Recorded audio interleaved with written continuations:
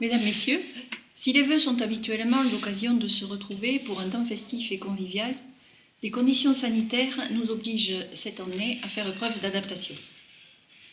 La page 2020 vient de se tourner, marquée par une crise sanitaire sans précédent qui nous a touchés et continue de nous affecter individuellement et collectivement. Si la Covid a bouleversé nos vies, nos relations professionnelles et sociales, ainsi que nos pratiques, elle a aussi bousculé nos a priori, elle a fait émerger des compétences insoupçonnées et nous amène chaque jour à réinventer nos moyens d'action et d'accompagnement auprès des personnes en situation de handicap. Cette période difficile doit nous rappeler l'importance des valeurs essentielles qui nous guident depuis de nombreuses années: solidarité, entraide, respect et tolérance. Je souhaite aujourd'hui remercier chaleureusement et très sincèrement les personnes handicapées, l'ensemble des professionnels de la Fondation, les administrateurs, les familles, l'association des amis de la Fondation qui, dans l'adversité, ont su faire preuve et continuent de le faire chaque jour d'humanité, de créativité, d'entraide, de respect, de patience, de cohésion et de bienveillance. 2021 sera une année de changement, mais de changement dans la continuité. Les chantiers qui s'annoncent sont passionnants et les travaux de réflexion et d'analyse que nous allons mener dans le cadre de l'élaboration de notre projet fondatif nous permettront de donner le sens à notre action pour les années à venir. Alors que 2021 soit une année sereine, positive, placée sous le signe de la convivialité, de la réussite et de l'épanouissement. Je vais maintenant passer la parole à notre directeur général, Jean-Pierre Benazzi. Merci Madame la Présidente. Et ces vœux sont particuliers parce que c'est l'occasion de s'adresser à tous, mais c'est aussi pour moi, qui suis un peu au milieu du gué, dans la mesure où ce sont mes derniers vœux, puisque j'aurai l'occasion plus tard de fêter, j'espère, mon départ à l'occasion d'une fête. Donc ça a été un peu compliqué de préparer ces vœux, mais malgré tout, je veux faire des vœux qui seront à la fois adressés à vous tous et aux fonctions que vous représentez. Et je le ferai par un détour sur les évolutions qu'il y a eu depuis une vingtaine d'années et les évolutions qui s'inscrivent dans l'avenir. D'abord, je vais m'adresser aux résidents. Alors on dit résidents, mais maintenant on va dire aux citoyens en situation de handicap, mais qui sont des citoyens. Vous êtes des citoyens qui avez les droits comme tout le monde, et vous avez un potentiel pour assumer ces droits. Il va falloir que ce potentiel soit complètement exploité, et qui plus est, vous avez une qualité forte pour la plupart d'entre vous, c'est la générosité et la bienveillance. Ces vœux s'adressent aussi aux salariés. C'est un drôle de métier que de prendre soin des autres. C'est un métier qui, dans toutes les évolutions, a été malmené. Mais c'est un métier qui est valorisant, parce que prendre soin des autres, c'est aussi prendre soin de soi. Les personnes résidentes, maintenant, aspirent à de nouveaux droits. Et on doit changer nos méthodes et cet accompagnement.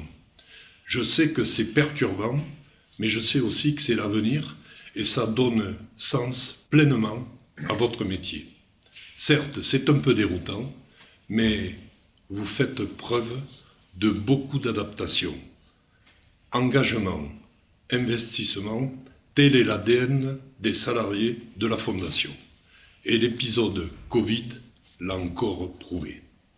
Parmi les salariés, je voudrais quand même citer ceux qui sont les traits d'union de toutes ces évolutions et de tout le modèle, le fonctionnement de nos organisations.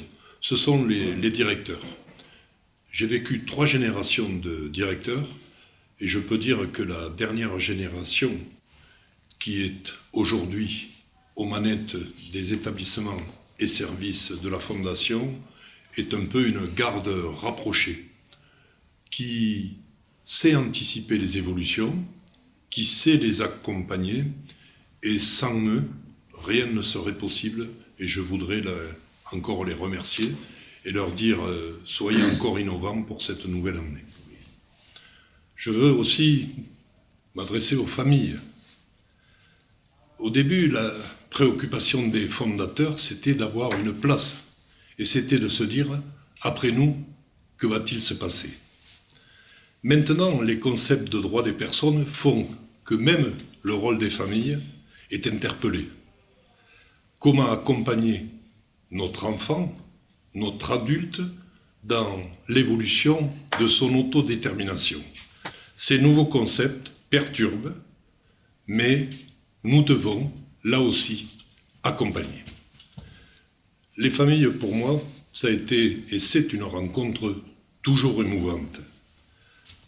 Je pense que j'ai eu votre confiance et je vous l'ai donnée, et c'est merveilleux de voir l'engagement parental pour ces enfants. C'est quelque chose qui me touche encore.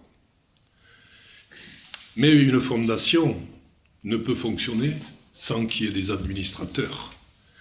Et les administrateurs, quel cheminement entre les ADAPI 1282, cheminement de l'engagement parental à l'engagement dans la fondation.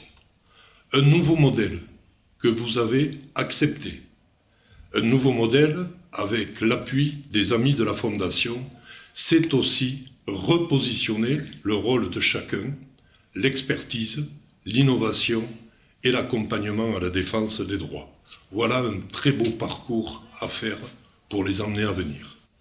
Et enfin, je terminerai sur le couple président ou présidente, directeur généreux ou directeur généreuse. Sans eux, rien de possible. Mais avec eux, tout devient réalisable. Alors bon vent et bon souffle pour cette année 2021. Merci Monsieur Benazé pour ces vœux. Et je vais maintenant passer la parole à Véronica qui va nous poser quelques questions pour revenir sur quelques moments marquants de l'année. Rappelez-nous, qu'est-ce que la Fondation Optéo? Alors la Fondation Optéo, je vais commencer, Monsieur Benazé peut-être vous pourrez me compléter. La Fondation Optéo a été créée suite au décret du 13 mars 2019 promulgué par le Conseil d'État par transformation de l'ADAPI des départements de l'Aveyron et de Tarn-et-Garonne en fondation reconnue d'utilité publique appelée Fondation Optéo. Pourquoi une fondation? Parce qu'une fondation permet de sécuriser l'œuvre des fondateurs au-delà des hommes. Oui, la fondation, en fait, c'est un nouveau type de gouvernance adapté aux enjeux d'avenir. Enjeux d'avenir à la fois l'expression des droits des personnes, donc il y aura une association des amis de la Fondation qui fait partie de la gouvernance de la Fondation, et la Fondation, une structure plus experte qui va permettre de se donner les moyens de l'innovation à travers la recherche notamment de fonds privés, autres, auxquels nous n'avions pas accès. Donc une nouvelle gouvernance, une structure pour la défense des droits et l'accès à des fonds privés pour faire encore plus d'innovation. Quelle est l'ambition de la Fondation? Alors la Fondation a pour ambition de permettre la qualité de vie des personnes handicapées ou fragiles et de favoriser une approche inclusive qui s'appuie sur les capacités et la volonté des personnes. Alors l'ambition de la Fondation, c'est de répondre encore mieux aux besoins des citoyens qui la composent, à tous les niveaux. Ça peut être au niveau du travail, des ESAT, pour qu'ils soient mieux inscrits dans la dynamique des entreprises locales, avec des possibilités d'aller-retour.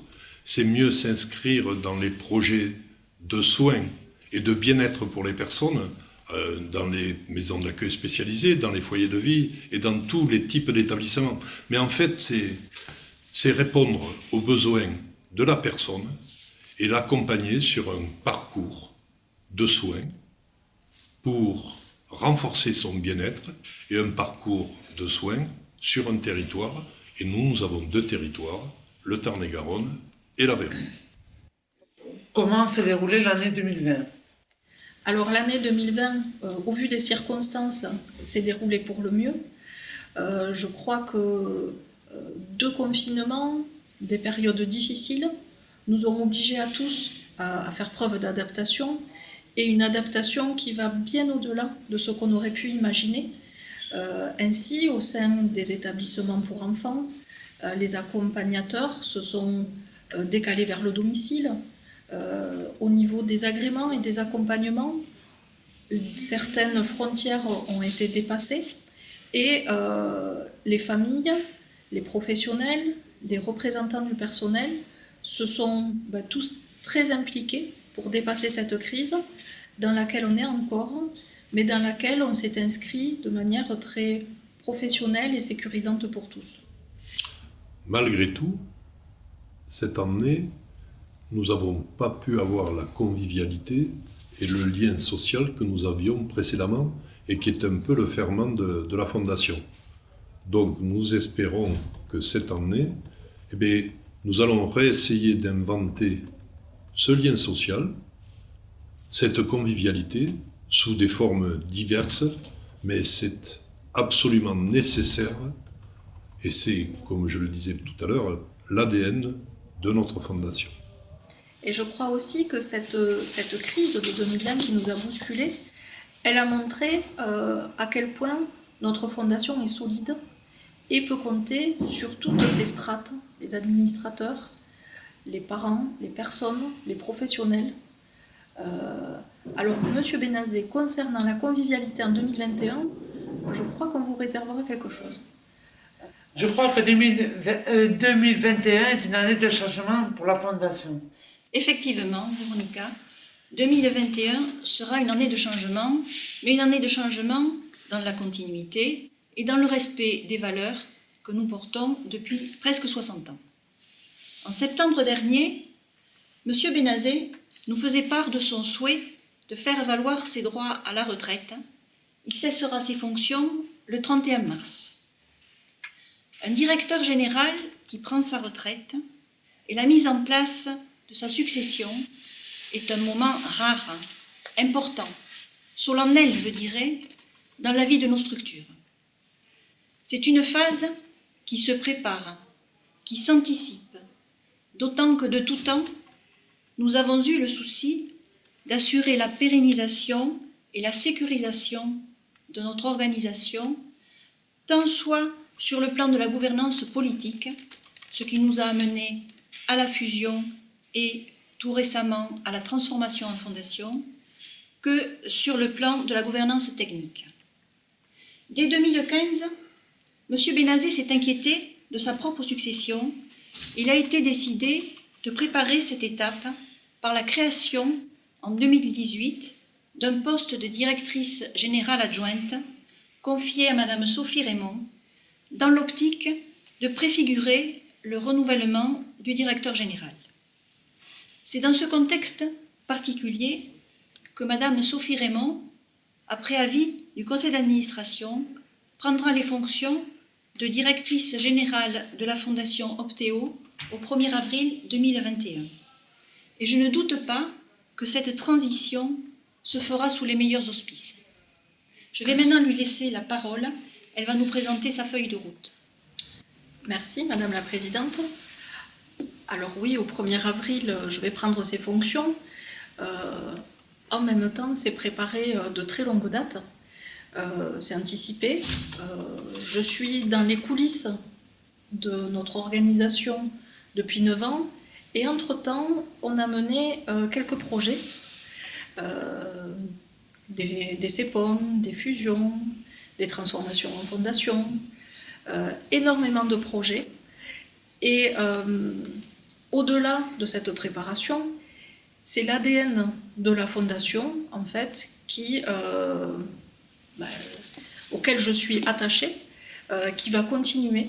Et en fait, la feuille de route que nous avons préparée en lien avec le conseil d'administration s'inscrit pleinement dans cette continuité et dans toutes les actions qu'a engagées et menées M. Benazet. Ainsi, cette feuille de route peut se traduire en 2 grandes phases. Tout d'abord, une phase de transition, puisqu'il faut que l'organisation se recale quand on décale des fonctions.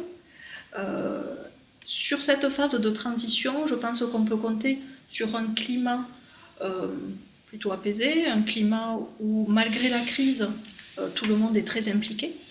On a un collectif de directeurs avec des compétences multiples et qui ont à cœur de mener plein de projets et des projets qui vont dans le sens d'une meilleure prise en compte des compétences des personnes accompagnées. On peut compter également sur la collaboration avec les amis de la Fondation.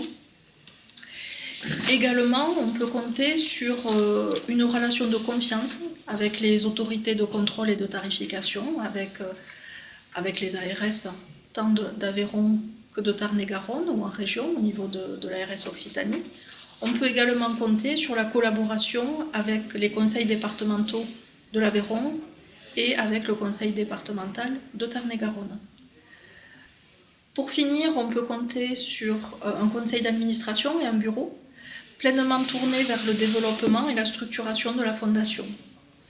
Donc, au-delà de cette première phase de transition, on aura une deuxième phase qui est la phase où il faudra donner le cap. Alors, un cap tourné autour de 3 grands points.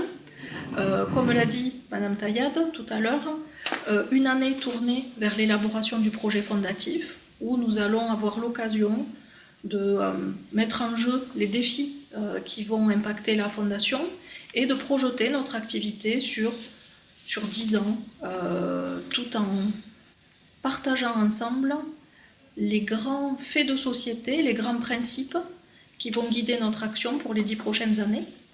Donc au-delà de cette phase de projet, nous avons aussi une phase de renégociation des contrats pluriannuels d'objectifs et de moyens, c'est-à-dire des contrats qui nous lient aux autorités de contrôle et de tarification.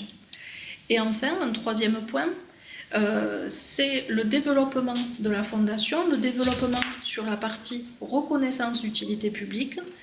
Il s'agit du développement des comités de la Fondation et du développement des liens déjà engagés avec les universités sur des sujets de recherche qui permettent de faire avancer des questions de société ou qui permettent de faire avancer des questions liées au handicap. Voilà pour cette feuille de route. Je pense qu'en 2021, on ne va pas s'ennuyer.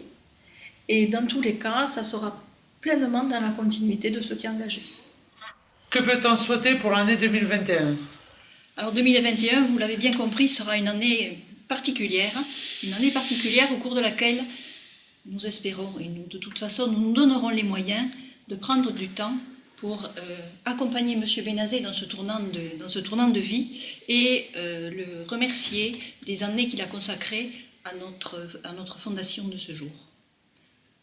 Au-delà de tout ça et d'une façon plus générale, nous souhaitons à toutes et à tous une année sereine et conviviale.